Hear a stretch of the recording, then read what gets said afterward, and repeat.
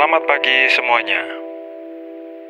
Pagi hari ini kita akan lanjutkan bacaan kita dalam Matius pasal 19.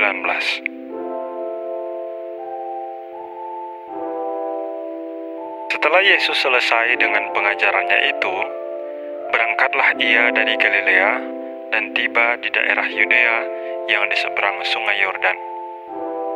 Orang banyak berbondong-bondong mengikuti dia, dan ia pun menyembuhkan mereka di sana. Maka datanglah orang-orang Farisi kepadanya untuk mencobai dia. Mereka bertanya, "Apakah diperbolehkan orang menceraikan istrinya dengan alasan apa saja?" Jawab Yesus, "Tidakkah kamu baca bahwa Ia yang menciptakan manusia sejak semula menjadikan mereka laki-laki dan perempuan? Dan firman-Nya, sebab itu laki-laki akan meninggalkan ayah dan ibunya dan bersatu dengan istrinya, sehingga keduanya itu menjadi satu daging. Demikianlah mereka bukan lagi dua, melainkan satu. Karena itu, apa yang telah dipersatukan Allah tidak boleh diceraikan manusia."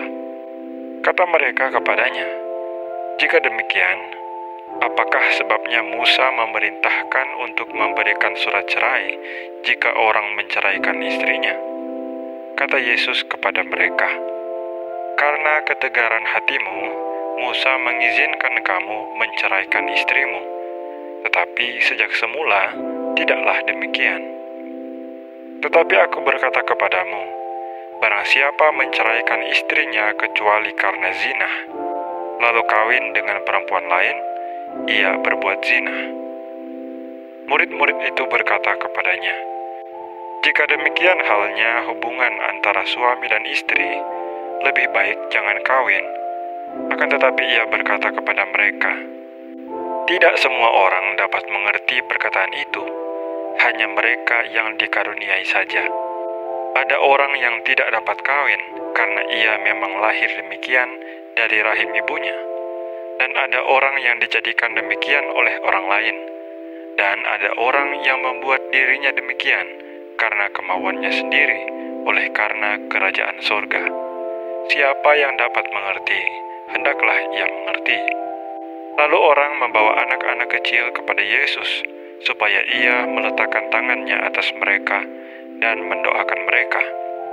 Akan tetapi murid-muridnya memarahi orang-orang itu.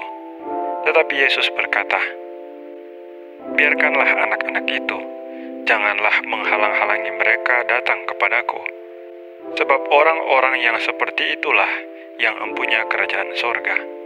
Lalu ia meletakkan tangannya atas mereka, dan kemudian ia berangkat dari situ. Ada seorang datang kepada Yesus dan berkata, "Guru, perbuatan baik apakah yang harus kuperbuat untuk memperoleh hidup yang kekal?"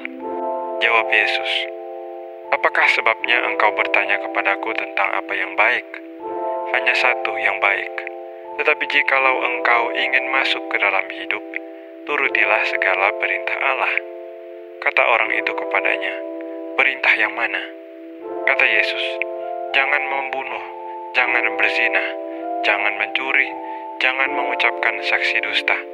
Hormatilah ayahmu dan ibumu, dan kasihilah sesamamu manusia seperti dirimu sendiri." Kata orang muda itu kepadanya, "Semuanya itu telah kuturuti, apalagi yang masih kurang?"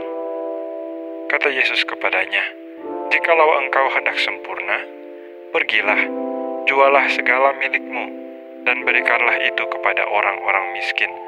Maka engkau akan beroleh harta di sorga, kemudian datanglah kemari dan ikutlah aku."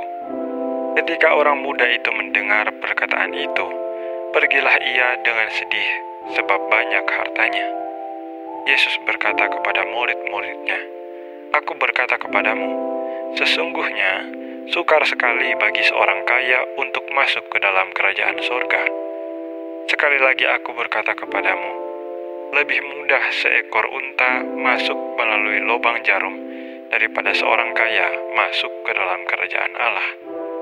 Ketika murid-murid mendengar itu, sangat gemparlah mereka dan berkata, "Jika demikian, siapakah yang dapat diselamatkan?" Yesus memandang mereka dan berkata, "Bagi manusia hal ini tidak mungkin, tetapi bagi Allah segala sesuatu mungkin." Lalu Petrus menjawab dan berkata kepada Yesus, "Kami ini telah meninggalkan segala sesuatu dan mengikut Engkau. Jadi, apakah yang akan kami peroleh?" Kata Yesus kepada mereka, "Aku berkata kepadamu, sesungguhnya pada waktu penciptaan kembali, apabila Anak Manusia bersemayam di tahta kemuliaannya, kamu yang telah mengikut Aku akan duduk juga di atas 12 tahta untuk menghakimi ke-12 suku Israel. Dan setiap orang yang karena namaku meninggalkan rumahnya, saudaranya laki-laki atau saudaranya perempuan, bapak atau ibunya, anak-anak atau ladangnya, akan menerima kembali 100 kali lipat dan akan memperoleh hidup yang kekal. Tetapi banyak orang yang terdahulu akan menjadi yang terakhir, dan yang terakhir akan menjadi yang terdahulu."